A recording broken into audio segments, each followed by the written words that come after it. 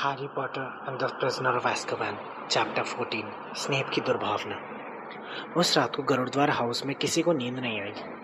वो जानते थे कि महल की फिर तलाशी हो रही है। पूरा हाउस रात भर हॉल में बैठकर ये सुनने का इंतजार करता रहा कि क्या ब्लैक को पकड़ लिया गया है। प्रोफेसर मैकगोनागल ने सुबह आकर बताया कि वो दोबारा भाग निकला है। अगले दिन वो जहाँ भी गए वहाँ उन्हें कड़ी सुरक्षा नजर आई। प्रोफेसर फ्लिटविक महल के अगले दरवाजे को सीरियस ब्लैक की बड़ी तस्वीर दिखाकर उसे पहचानना सिखा रहे थे। फिल्च गलियारों में घूमकर दीवारों की छोटी छोटी दरारों और चूहों के बिल बंद कर रहा था। सर कैडोगन को हटा दिया गया था। उसकी तस्वीर एक बार फिर 7वीं मंजिल की वीरान जगह पर पहुंच गई थी। मोटी औरत फिर लौट आई थी। हालांकि उसका हुलिया तो ठीक था, लेकिन वो अब भी बहुत घबराई हुई थी। वो इस शर्त पर फिर से हाउस की रखवाली करने को तैयार हुई थी कि उसे अतिरिक्त सुरक्षा दी जाए। उसकी रक्षा के लिए 2 बुरे दिखने वाले दैत्यों को पहरेदार बनाया गया था। वो गलियारे में डरावने अंदाज में घूमते, हुंकारों में बातें करते और मुद्गरों की तुलना करते थे। हैरी ये देखे बिना नहीं रह पाया कि तीसरी मंजिल पर आधी अंधी चुड़ैल की मूर्ति पर अब भी कोई पहरा नहीं दे रहा था। ऐसा लग रहा था कि फ्रेड और जॉर्ज का ये अनुमान सही था कि सिर्फ वही भी थे जो अब हैरी, रॉन और हरमाइनी के साथ उसके अंदर छिपे खुफिया रास्ते को जानते थे। हैरी ने रॉन से पूछा, तुम्हें क्या लगता है, हमें इसके बारे में किसी को बता देना चाहिए? देखो, पक्की बात है वो हनी ड्यूक्स के रास्ते से नहीं आ रहा है, रॉन ने मना करते हुए कहा। अगर दुकान का ताला टूटता तो पता चल जाता। हैरी खुश था कि रॉन ऐसा सोच रहा था। अगर आधी अंधी चुड़ैल का रास्ता बंद हो जाता तो वो कभी दोबारा हॉग्समीड नहीं जा पाता। रॉन एकदम मशहूर हो गया था। जिंदगी में पहली बार लोग हैरी के बजाय उसकी तरफ ज़्यादा ध्यान दे रहे थे। स्पष्ट था रॉन को भी मज़ा आ रहा था। हालांकि रात की घटना की वजह से वो अब भी हिला हुआ था, लेकिन वो उसके बारे में सबको खुशी खुशी बताता और पूरे विस्तार से बताता। मैं सो रहा था, तभी मेरे कान में आवाज़ आई जैसे कोई चीज़ फट रही हो। मुझे लगा शायद मैं कोई सपना देख रहा हूँ, लेकिन फिर मुझे ठंडी हवा का झोंका महसूस हुआ। मैं उठ गया। मेरे बिस्तर के पर्दे का एक हिस्सा नीचे गिरा था। मैंने करवट बदली, तब जाकर मैंने देखा वो मेरे पास खड़ा था, किसी कंकाल जैसा। उसके बाल बड़े और गंदे थे। उसके हाथ में लंबा सा चाकू था, 12 इंच लंबा चाकू। और फिर उसने मेरी तरफ देखा, मैंने उसकी तरफ देखा, फिर मैं चिल्लाया और वो भाग गया। वो भाग क्यों गया? रॉन ने हैरी से पूछा। जब उसकी खौफनाक कहानी सुन रही सेकेंड ईयर की लड़कियां वहां से चली गई। हैरी, वो भागा क्यों? हैरी भी इसी बात पर हैरान था। अगर ब्लैक गलत बिस्तर पर पहुंच गया था तो फिर वो रॉन को खामोश करके हैरी की तरफ क्यों नहीं बढ़ा? ब्लैक ने 12 साल पहले साबित कर दिया था कि वो बेकसूर लोगों की हत्या करने से परहेज नहीं करता, और इस बार तो उसके सामने 5 निहत्थे लड़के थे, जिसमें से 4 तो सो रहे थे। वो जानता होगा कि तुम्हारी चीख सुनकर लोग जाग जाएंगे और उसे महल से बाहर निकलने में मुश्किल होगी, हैरी ने सोचते हुए कहा। तस्वीर के छेद से बाहर निकलने से पहले उसे पूरे हाउस को मारना पड़ता और टीचर्स से भी लड़ना पड़ता। नेविल की हालत शर्मनाक थी। प्रोफेसर मैकगोनागल उससे इतनी नाराज़ थी कि परमानेंट प्रतिबंध लगा चुकी थी कि वो अब कभी हॉग्समीड घूमने नहीं जाएगा। उन्होंने उसे सज़ा भी दी। इसके अलावा उन्होंने सबको हिदायत दे दी कि कोई भी नेविल को पासवर्ड ना बताए। बेचारे नेविल को हर रात हॉल के बाहर इंतज़ार करना पड़ता ताकि कोई उसे अपने साथ हॉल के अंदर ले जाए। जब पहरेदारी कर रहे दैत्य उसकी तरफ गुस्से से घूरते तो वह दहल जाता था। बहरहाल इनमें से कोई भी सज़ा उतनी गंभीर नहीं थी जितनी कि उसकी दादी ने उसे दी थी। ब्लैक की घुसपैठ के 2 दिन बाद उसकी दादी ने नेविल को एक हाउलर भेजा। ये वो सबसे बुरी चीज़ थी जो हॉगवर्ट्स के किसी भी विद्यार्थी को नाश्ते की मेज़ पर मिल सकती थी। स्कूल के उल्लू बड़े हॉल में पंख फड़फड़ाते हुए आ गए। वो हमेशा की तरह डाक लेकर आए थे। एक बड़ा करेल उल्लू अपनी चोंच लाल लिफाफा दबाए हुए नेविल के सामने पहुंचा। नेविल के मुंह से आह निकल गई। हैरी और रॉन नेविल के सामने ही बैठे थे। उन्होंने झट से पहचान लिया कि यह हाउलर था। रॉन को पिछले साल उसकी मम्मी ने भी एक भेजा था। दौड़ लगा दो नेविल, रॉन ने सलाह दी। नेविल ने तत्काल यही किया। उसने लिफाफा उठाया और बम की तरह पकड़ते हॉल से बाहर भागा। ये देखकर नाग शक्ति की टेबल पर ठहाके लगने लगे। प्रवेश हॉल में उस हाउलर में विस्फोट हो गया और नेविल की दादी की आवाज़ गूंजने लगी। जादू से उनकी आवाज़ सामान्य से 100 गुना तेज़ हो गई थी। वो चिल्ला चिल्ला कर नेविल को फटकार रही थी कि उसकी वजह से पूरे परिवार का सिर शर्म से झुक गया है। हैरी नेविल के लिए इतना दुखी था कि वो ये देख ही नहीं पाया कि उसके लिए भी चिट्ठी आई है। हेडविग ने उसकी कलाई पर अपनी चोंच मारकर उसका ध्यान खींचा। आउच! ओ थैंक्स हेडविग। जब हेडविग नेविल की कॉर्नफ्लेक्स वाली प्लेट में से खाने लगी तो हैरी ने लिफाफा खोला। चिट्ठी में लिखा था, प्रिय हैरी और रॉन, आज शाम को लगभग 6 बजे हमारे साथ चाय पीने के बारे में क्या विचार है? हम आकर तुम्हें महल से ले जाएंगे। प्रवेश हॉल में इंतजार करना, बाहर मत निकलना। तुम्हें अकेले बाहर जाने की इजाज़त नहीं है। हैग्रिड। शायद वो ब्लैक की कहानी सुनना चाहता होगा, रॉन बोला। उस शाम 6 बजे हैरी और रॉन गरुड़द्वार टावर से बाहर चले आए। वो पहरेदारी कर रहे दैत्यों के पास से दौड़ते हुए निकले और प्रवेश हॉल की तरफ बढ़े। हैग्रिड पहले से उनका इंतजार कर रहा था। अच्छा हैग्रिड, मुझे लगता है तुम शनिवार की रात वाली घटना के बारे में सुनना चाहते होगे, है ना? नहीं, हमने उसके बारे में पहले से ही सब कुछ सुन लिया है। हैग्रिड ने महल का सामने वाला दरवाज़ा खोलकर उन्हें बाहर ले जाते हुए कहा। ओह, रॉन थोड़ा निराश दिखने लगा। हैग्रिड के केबिन में दाखिल होने पर उन्हें जो पहली चीज़ दिखी वो बकबीक था। वो हैग्रिड के पैबंद लगे गद्दे पर पसरा हुआ था। उसके विशाल पंख उसके शरीर के पास कसकर बंधे थे। वो किसी मरे हुए जानवर को खाने में जिपा था। इस अप्रिय दृश्य से अपनी आंखें हटाते हुए हैरी ने वार्डरोब के दरवाजे पर लटकी चीज़ें देखी। वहाँ पर एक बहुत भयानक पीली और नारंगी टाई थी और एक बड़ा और भूरा सूट भी। हैरी ने पूछा, यह सब किस लिए है हैग्रिड? खतरनाक प्राणी खात्मा समिति के सामने बकबीक का मुकदमा है, हैरी ने कहा। इसी शुक्रवार हम उसे लेकर लंदन जा रहे हैं। हमने नाइट बस में 2 बिस्तर रिजर्व करवा लिए हैं। हैरी को एकदम से गिल्ट होने लगा। वो भी बिल्कुल भूल गया था कि बकबीक का मुकदमा इतना पास है, और रॉन के चेहरे पर आए परेशानी के भाव देखकर वो समझ गया कि रॉन भी भूल गया था। वो अपना ये वादा भी भूल गए थे कि वो बकबीक के पक्ष में सबूत इकट्ठे करने में मदद करेंगे। फायरबोल्ट के आने के बाद उनके दिमाग से ये बात बिल्कुल निकल गई थी। हैग्रिड ने उनके लिए चाय उड़ेली और उन्हें एक प्लेट नाश्ता दिया। हैरी और रॉन ने नाश्ते को छुआ तक नहीं। हैग्रिड की पाक कला के बारे में उन्हें कोई खास अच्छे अनुभव नहीं थे। हमें तुम दोनों से कुछ बात करनी है, हैग्रिड ने उन दोनों के बीच में बैठते हुए कहा। वो असामान्य रूप से थोड़ा गंभीर दिख रहा था। किस बारे में? हैरी ने पूछा।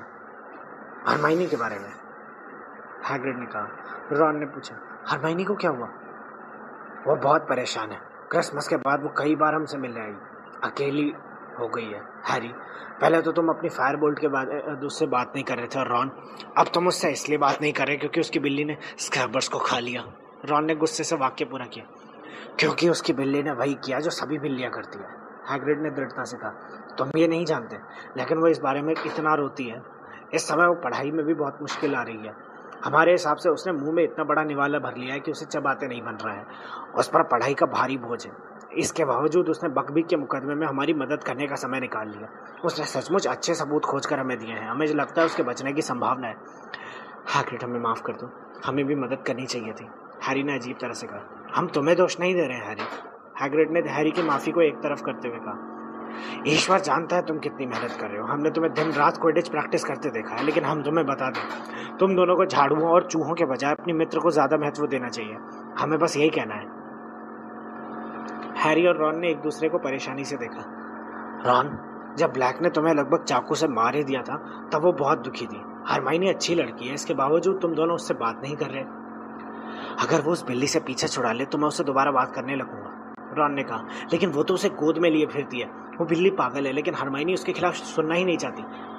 देखो, लोग बाग अपने पालतू जानवरों के बारे में थोड़े से सनकी होते हैं कभी कभी, हैग्रिड ने समझदारी से कहा। उसके पीछे बकबीक ने मुर्दा जानवर की कुछ हड्डियां हैग्रिड के तकिए पर गिरा दी। इसके बाद उन्होंने इस बारे में बात की कि क्विडिच वर्ल्ड कप में गरुड़द्वार के जीतने की संभावना बढ़ गई है। 9 बजे हैग्रिड उन्हें महल तक छोड़ गया। हॉल में लौटने पर उन्होंने देखा कि बहुत से विद्यार्थी नोटिस बोर्ड के आसपास खड़े हैं। हॉग्समीड अगले हफ्ते, रॉन ने नए नोटिस को पढ़ने के लिए सिरों के ऊपर से झांक कर देखा। जब वो बैठ गए तो रॉन ने धीरे से पूछा, तुम चलोगे?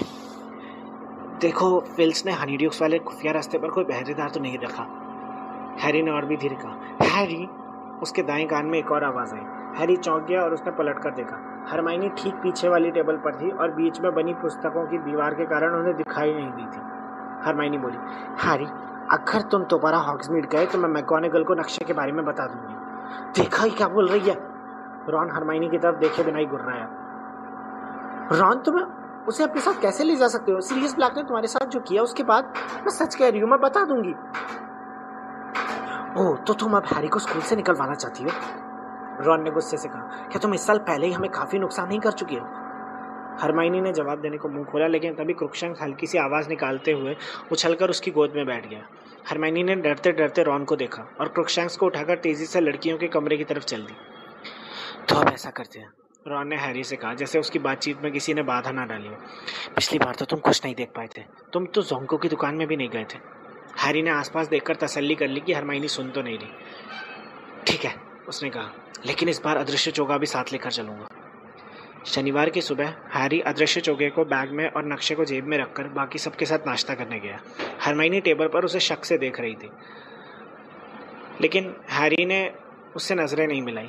उसने इस बात का भी ध्यान रखा कि बाकी विद्यार्थियों के बाहर निकलते समय हरमाइनी ये देख ले कि वो प्रवेश हॉल में संगमरमर की सीढ़ियां चढ़कर वापस ऊपर जा रहा है।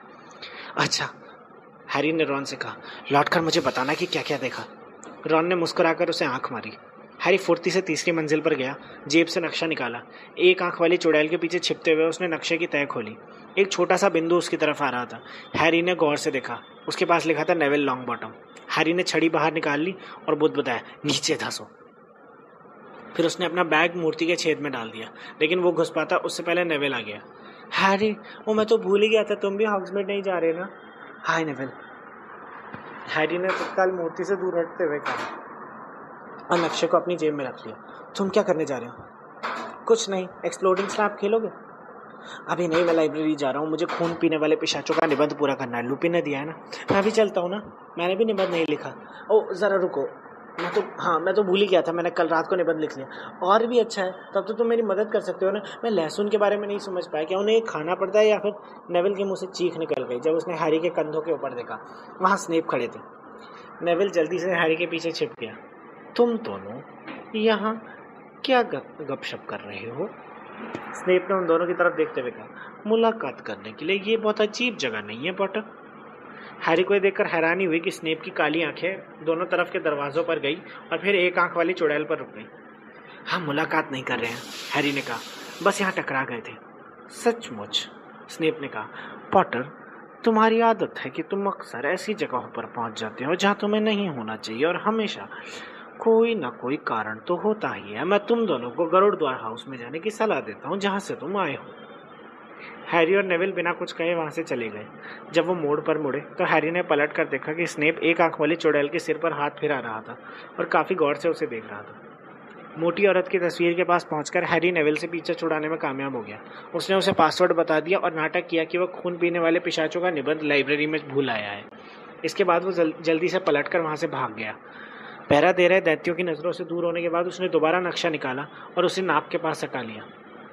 तीसरी मंजिल का गलियारा वीरान था। हैरी ने नक्शे को बहुत ध्यान से देखा। उसे देखकर राहत मिली कि सेवेरस स्नेप का छोटा बिंदु अपने ऑफिस में था। वो भागकर आधी अंधी चुड़ैल के पीछे पहुंचा। उसने अपना कुबड़ खोला, अंदर घुसकर वो नीचे फिसलने लगा।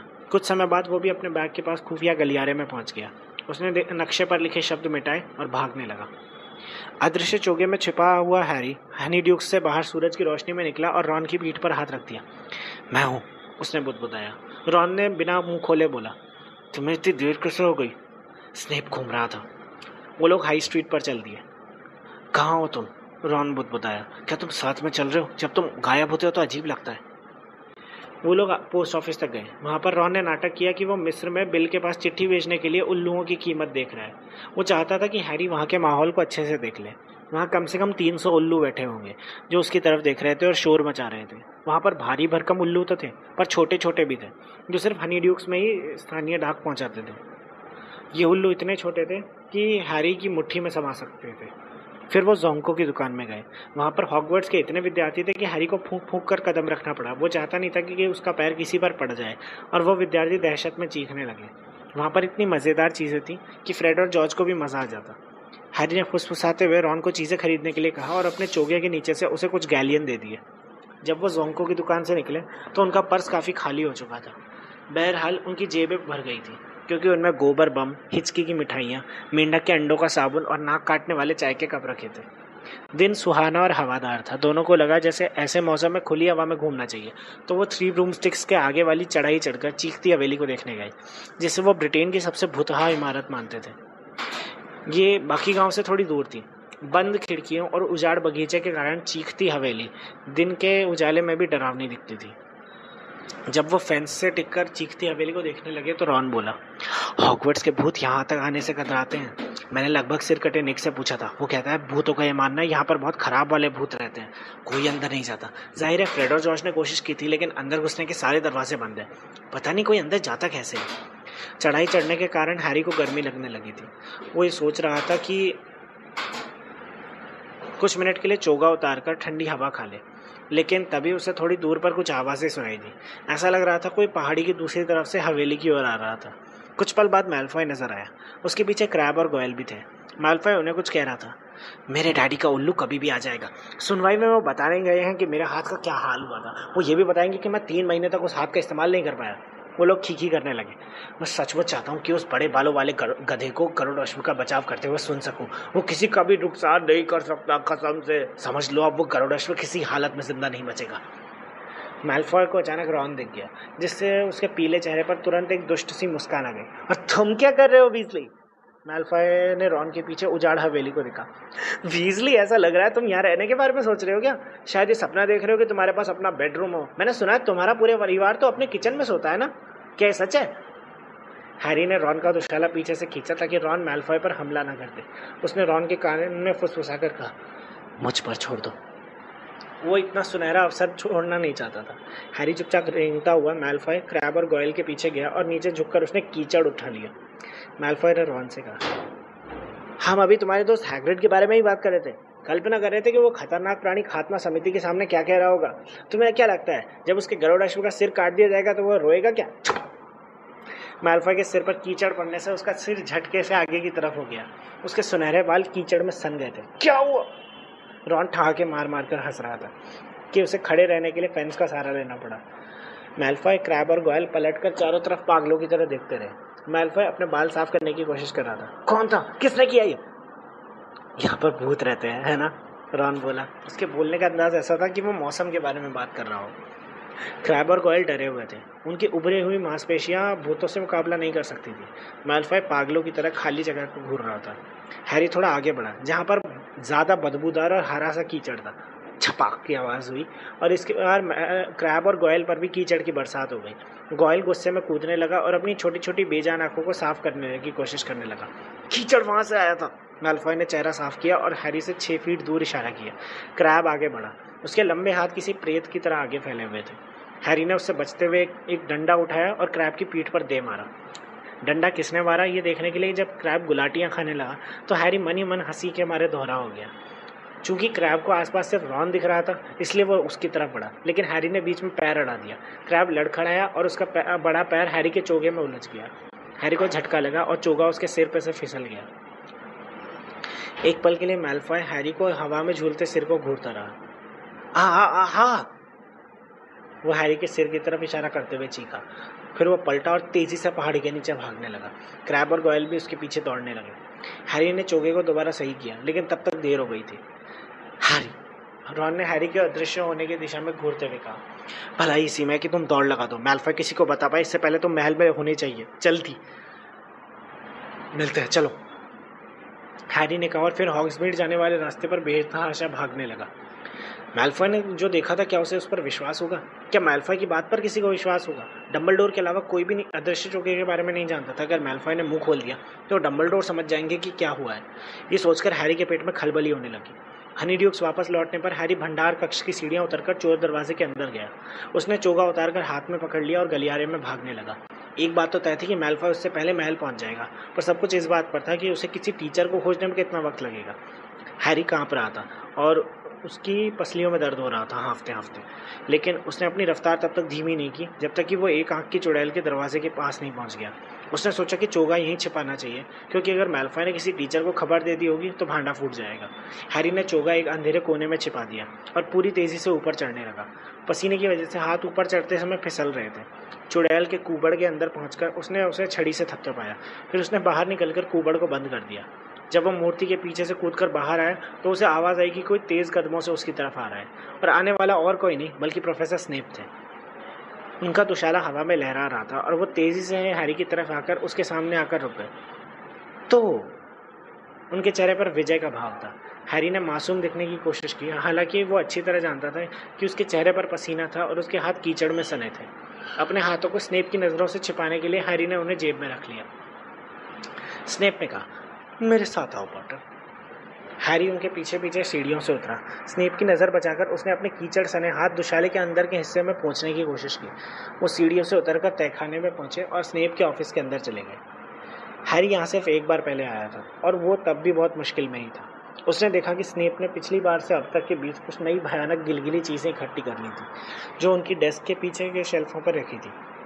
आग की रोशनी में चमकते भयानक शेल्फ माहौल को और डरावना बनाते थे। बैठ जाओ, स्नेप ने कहा। हैरी बैठ गया, लेकिन स्नेप खड़े रहे। फिर बोले, मैलफॉय ने मुझे अभी अभी एक अजीब सी कहानी सुनाई है पॉटर। हैरी ने कोई जवाब नहीं दिया। उसने मुझे बताया कि चीखती हवेली के पास उसे वीजली मिला था, जो अकेला दिख रहा था। अब भी हैरी कुछ नहीं बोला। मैलफॉय का कहना है कि वो वीजली से बातें कर रहा था, तभी किसी ने उसके सर पर कीचड़ फेंका। तुम्हें क्या लगता है क्या हुआ होगा? हैरी ने थोड़ा हैरान दिखने की कोशिश की। मुझे क्या मालूम प्रोफेसर।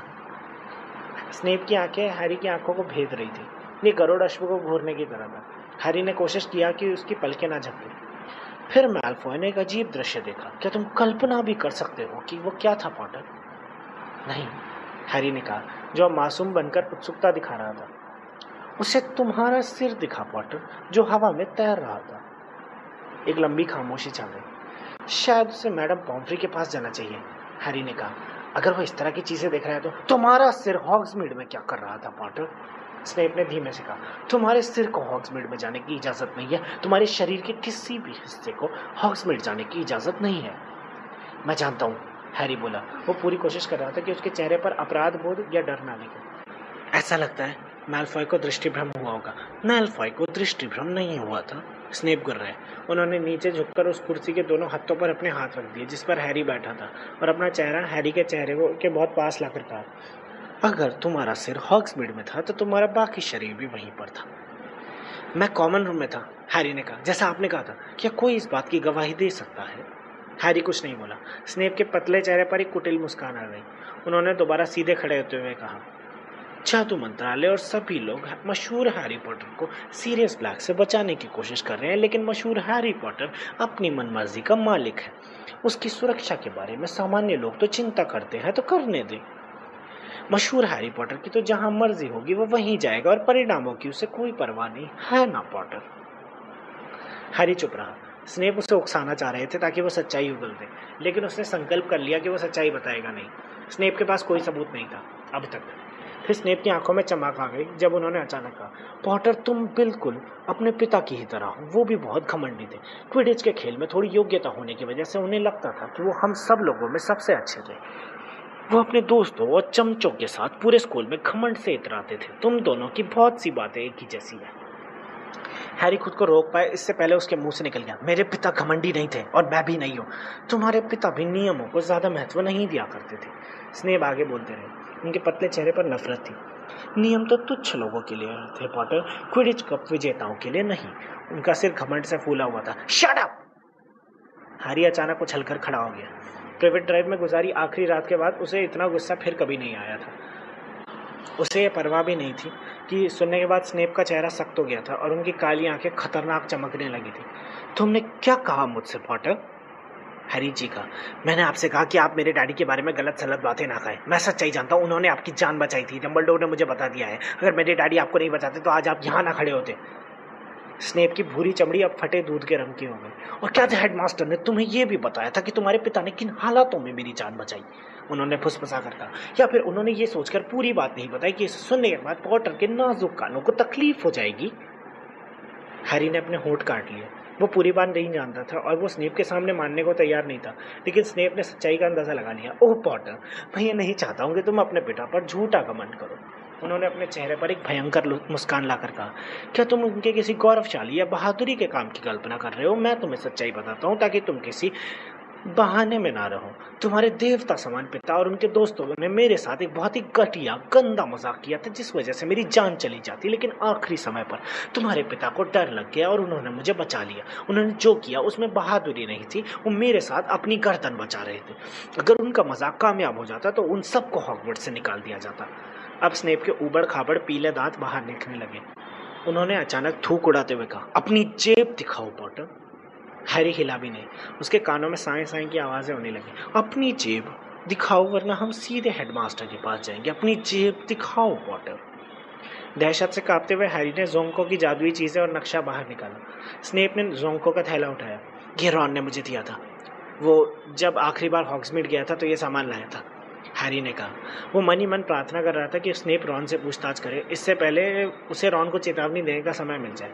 अच्छा, और तुम तभी से इतना सारा सामान जेब में लेकर घूमते हो, कितना प्यार है। और ये क्या है? स्नेप ने नक्शा उठा लिया। हैरी ने पूरी कोशिश की कि उसके चेहरे पर कोई भाव नहीं आए। उसने कंधे उचकाकर कहा, कुछ नहीं, खाली कागज है। स्नेप ने हैरी के चेहरे पर नजरें जमाए रखी और उसे उलट पलट कर देखा। निश्चित रूप से इतने पुराने कागज की तुम्हें क्या जरूरत है? क्यों ना मैं इसे फेंक दूं? उन्होंने आग की तरफ इशारा किया। नहीं, हैरी बोला। तो अब स्नेप के लंबे नथुने फड़कने लगे थे कि ये भी मिस्टर वीजली का बेशकीमती उपहार है, या फिर ये कुछ और है, कोई खत जो अदृश्य स्याही में लिखा है, या शायद इसमें दम पिशाचों के पास से गुजरे बिना हॉग्समीड में पहुंचने का तरीका है। हैरी की आंखें झपक गई। स्नेप की आंखें चमक रही थी। जरा ठहरो ठहरो ठहरो। उन्होंने छड़ी निकालकर डेस्क पर नक्शे को खोला, फिर छड़ी से चर्म पत्र को छूते हुए वो बोले, अपने राज खोल दो। कुछ नहीं हुआ। हैरी ने अपने कांपते हाथों को छिपाने के लिए अपनी मुट्ठियां बांध ली। तुम्हारे अंदर जो भी छिपा है सब बता दो। स्नेप ने नक्शे को जोर से ठोकते हुए कहा। नक्शा कोरा ही रहा। शांत रहने के लिए हैरी गहरी ठंडी सांसें ले रहा था। स्नेप ने नक्शे पर छड़ी मारते हुए कहा, हॉगवर्ट्स के प्रोफेसर सेवेरस स्नेप तुम्हें आदेश देते हैं कि अपने अंदर छिपी जानकारी प्रकट कर दो। ऐसा लगा जैसे कोई अदृश्य हाथ इस पर लिख रहा हो। नक्शे की चिकनी सतह पर शब्द उभरने लगे। मिस्टर मूनी प्रोफेसर स्नेप को शुभकामनाएं देते हैं और उनसे विनती करते हैं कि वो अपनी बड़ी सी नाक दूसरों के मामले में ना अड़ाए। स्नेप सन्न रह गया। हैरी भी ये संदेश पढ़कर शौक में आ गया। लेकिन नक्शा यहाँ नहीं रुका। इस वाक्य के नीचे और भी वाक्य उभर आए। मिस्टर प्रॉन्ग्स मिस्टर मूनी की बातों से सहमत है और ये जोड़ना चाहते हैं कि प्रोफेसर स्नेप बदसूरत और मूर्ख है। अगर स्थिति इतनी गंभीर नहीं होती तो हैरी को हंसी पक्का आ जाती। फिर आगे शब्द भी आते रहे। मिस्टर पैटफुट इस बात पर हैरान है कि तुम जैसा बेवकूफ़ प्रोफेसर कैसे बन गया। हैरी ने दहशत में आंखें बंद कर ली। जब उसने खोली तो आखिरी शब्द उभर आए। मिस्टर वर्मटेल प्रोफेसर स्नेप का अभिवादन करते हैं और ये सलाह देते हैं कि वो अपने गंदे और चिपचिपे बाल धोकर स्कूल आया करें। हैरी धमाके का इंतजार करने लगा। तो स्नेप ने कहा, हमें इसकी जांच तो करनी ही होगी। आग के पास जाकर उन्होंने अंगीठी पर रखे जार को मुट्ठी भर चमकता हुआ पाउडर उठाया और लपटों में फेंक दिया। लुपिन, स्नेप ने आग की दिशा में कहा, 1 मिनट के लिए आइए, मुझे आपसे बात करनी है। पूरी तरह से हैरान हैरी ने आग की तरफ देखा। उसमें एक बड़ा आकार उभर रहा था जो बहुत तेजी से घूम रहा था। कुछ पल बाद प्रोफेसर लुपिन अंगीठी में से निकलकर अपने गंदे दुशाले पर लग गई राख उड़ा रहे थे। लुपिन ने धीमे से पूछा, तुमने मुझे बुलाया सेवेरस? हाँ। अपनी मेज़ की आवाज़ आते समय उनका चेहरा गुस्से से ऐंठ गया था। मैंने पॉटर से उसकी जेब खाली करवाई, उसकी जेब में ये मिला है। स्नेप ने चर्म पत्र की तरफ इशारा किया जिस पर मूनी, वर्मटेल, पैटफुट और प्रॉन्ग्स के शब्द अब भी चमक रहे थे। लुपिन के चेहरे पर एक अजीब सा भाव था। तो लुपिन नक्शे को घूरते रहे। हैरी को ऐसा लगा जैसे लुपिन तेजी से सोच रहे हैं। तो स्नेप ने एक बार फिर पूछा, मुझे लगता है इस पर किसी ने शैतानी जादू किया है। लुपिन, आप इस क्षेत्र के विशेषज्ञ हैं, आपको क्या लगता है पॉटर को ये चीज़ कहाँ मिली है? लुपिन ने नजरें उठाई और हैरी की दिशा में देखते हुए उसे बीच में ना बोलने का इशारा किया। शैतानी जादू? क्या तुम्हें सचमुच ऐसा लगता है सेवेरस? मुझे तो लगता है ये चर्म पत्र हर पढ़ने वाले के बारे में अपमानजनक बातें कहता है। ये बचकाना है पर खतरनाक नहीं। मुझे लगता है इसे जोंको की दुकान से खरीदा गया होगा। अच्छा, स्नेप ने कहा। उनका जबड़ा गुस्से के कारण सख्त हो गया था। तुम्हें लगता है उसे जोक शॉप में मिला होगा? कहीं ऐसा तो नहीं कि सीधे निर्माताओं से मिला हो? हैरी को समझ में नहीं आया कि स्नेप क्या कहना चाह रहे थे और लुपिन ने भी ऐसा ही जताया। तुम्हारा मतलब है कि मिस्टर वर्मटेल या इनमें से कोई और? उन्होंने पूछा। हैरी, क्या तुम इनमें से किसी को जानते हो? नहीं, हैरी ने जल्दी से कहा। देखा सेवेरस? लुपिन ने स्नेप की तरफ मुड़ते हुए कहा, मुझे तो ये जोंको की दुकान का ही सामान लगता है, जिसे नाटक में प्रवेश करने का संकेत हुआ हो। ठीक क्यू पर रॉन उसी वक्त धड़धड़ाता हुआ ऑफिस में घुसा। वो बुरी तरह हाँफ रहा था और स्नेप की डेस्क पर जरा सी दूरी पर ही जाकर वो रुका। उसने सीने पर हाथ रखकर बोलने की कोशिश की। मैंने हैरी को वो सामान दिया था। उसकी सांस अटक गई। जोंको की दुकान में बहुत समय पहले खरीदा था। देखा? लुपिन ने ताली बजाई और खुश होकर चारों तरफ देखा। इससे तो सारी गुत्थी सुलझ गई सेवेरस। इसे मैं रख लेता हूँ। उन्होंने नक्शे को तय करके दुशाले में रख लिया। हैरी और रॉन, मेरे साथ आओ। मुझे अपने खून पीने वाले पिशाचों के निबंध के बारे में तुमसे कुछ बात करनी है। माफ़ करना सेवेरस। जब वो स्नेप के ऑफिस से निकले तो हैरी की हिम्मत नहीं हुई कि वो स्नेप की तरफ देखे। वो, रॉन और लुपिन बिना कुछ बोले प्रवेश हॉल तक गए। फिर हैरी लुपिन की तरफ मुड़ा। प्रोफेसर, मैं बहाने नहीं सुनना चाहता हूँ। लुपिन ने तुरंत बीच में बोलते हुए कहा। उन्होंने वीरान प्रवेश हॉल में चारों तरफ देखा और धीमी आवाज में कहा, मुझे मालूम है कि मिस्टर फिल्च ने इस नक्शे को कई साल पहले जब्त किया था। हाँ, मैं जानता हूँ ये नक्शा है हैरी। उन्होंने हैरी और रॉन को हैरान देखते हुए कहा, मैं ये नहीं जानना चाहता कि ये तुम्हारे पास कैसे आया, लेकिन मैं इस बात पर हैरान हूँ तुमने इसे वापस क्यों नहीं लौटाया, खास तौर पर उस घटना के बाद जब एक विद्यार्थी ने अपने पासवर्ड लापरवाही से घुमा दिए थे। और मैं तुम्हें ये नक्शा वापस नहीं दूंगा हैरी। हैरी को यही उम्मीद थी, इसलिए उसने विरोध नहीं किया। वो तो पूरी बात समझने के लिए उत्सुक था। स्नेप को ऐसा क्यों लगा ये मुझे इसके निर्माताओं ने दिया होगा? क्योंकि लुपिन झिझकी, क्योंकि इस नक्शे को बनाने वाले तुम्हें लालच देकर स्कूल से बाहर निकलवाना चाहते हैं। उन्हें मज़ेदार लगता। क्या आप उन्हें जानते हैं? हैरी बोला, मिल चुके हैं हम। लुपिन ने रूखेपन से कहा। वो इस समय जितने गंभीर दिख रहे थे उतने पहले कभी नहीं थे। हैरी, मुझसे दोबारा कोई उम्मीद मत रखना। मैं दोबारा तुम्हें कभी नहीं बचाऊंगा। सीरियस ब्लैक को तुम्हें बहुत गंभीरता से लेना चाहिए। दम पिशाचों के पास आने पर तुम्हारे कानों में जो आवाज़ सुनाई देती है उनका तुम पर असर होना चाहिए ना। हैरी, तुम्हारे माता पिता ने तुम्हारी जान बचाने के लिए अपनी जान दी थी। इसका बदला तुम ये दे रहे हो कि उनके इतने बड़े त्याग को एक जादुई नक्शे के कारण जोखिम में डाल रहे हो। वो दूर चले गए। हैरी को स्नेप के ऑफिस में जितना बुरा लगा था उससे ज़्यादा बुरा इस वक्त लग रहा था। धीरे धीरे वो और रॉन संगमरमर की सीढ़ियाँ उतरे। जैसे ही हैरी एक आंख वाली चुड़ैल के पास पहुंचा, उसे अदृश्य चोगे की याद आ गई। वो चोगा अभी भी चुड़ैल के अंदर ही पड़ा था, लेकिन उसकी हिम्मत नहीं हुई कि जाकर उसे उठा लाए। सब मेरी गलती थी। मैंने ही तुम्हें जाने की सलाह दी थी ना। लुपिन सही कहते हैं, हमने बेवकूफ़ी की। हमें नहीं करना था। उसने बात अधूरी छोड़ दी। वो गलियारे में पहुंच गए थे जहाँ दैत्य पहरा दे रहे थे। हरमाइनी उनकी तरफ आ रही थी।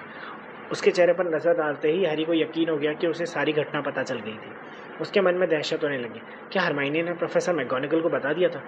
जब हरमाइनी उनके पास आकर रुक गई तो रॉन गुस्से में बोला, हंसी उड़ाने आई हो हमारी, या फिर हमारी चुगली करके आ रही हो?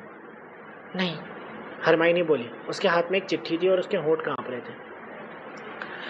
मैं तुम्हें एक खबर सुनाना चाहती हूँ। हैग्रिड मुकदमा हार गया। बग्बी